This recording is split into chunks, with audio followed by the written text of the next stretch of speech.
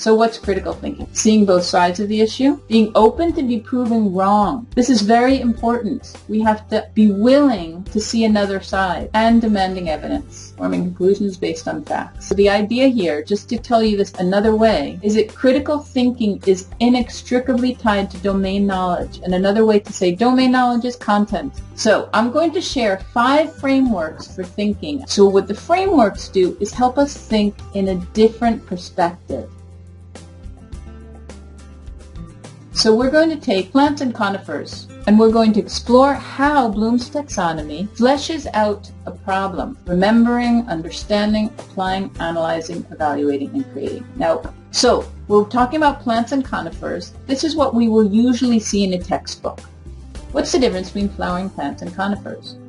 Very direct, very straightforward, no imagination or creative thinking necessary to answer it, correct? So let's see how Bloom's taxonomy helps flesh this out and makes it more interesting. What about evaluating?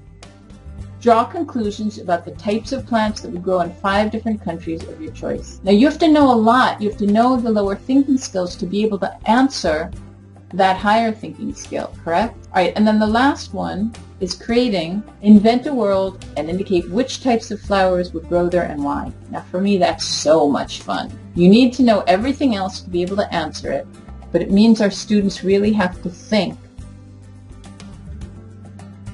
The next one is De Bono's 6 Thinking Hats. This is wonderful, and I highly recommend it. Let's take immigration. We're going to go for the blue hat. You have all the students put on a blue hat, and you ask them to think about, is it used to manage thinking? How will we proceed ahead? So just facts. So can you, in the chat, I just want you to tell me the facts about immigration. Research travels, great. Language issues, very important. Studying abroad, okay. The black hat. Why something may not work. What may not work in immigration? And again, I'm going to give you some hints. There may not be enough money, you don't want to leave your family or friends, you're scared of going to a new place, you're not allowed to leave. What other things, what other problems are there in immigration? So it's called PASS, and they wanted to give teachers more flexibility. So this framework has a lot of different steps. The idea is, here's the basic wheel. And you would give this to your students. You can also further these questions by giving them a little more. If one group is blocked, you can ask them more questions. For each of the elements in the wheel, here are more questions you can ask. This is all to flesh out the issue. Now I'm going to show you how these students have used this wheel. And again, if you give someone the wheel, it's different than a textbook. It helps them look outside the box a little. So here we have students who have used the wheel and are exploring issues in different ways.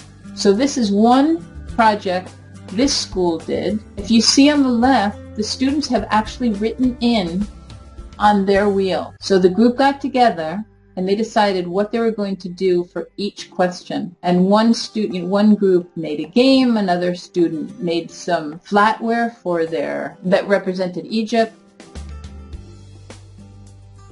Using thinking frameworks will help our students deepen and expand our thinking. And I would add, helps us, the teachers, deepen and expand our thinking. Are you convinced that using frameworks will help your students think differently? So I really encourage you to try these frameworks and see how they go.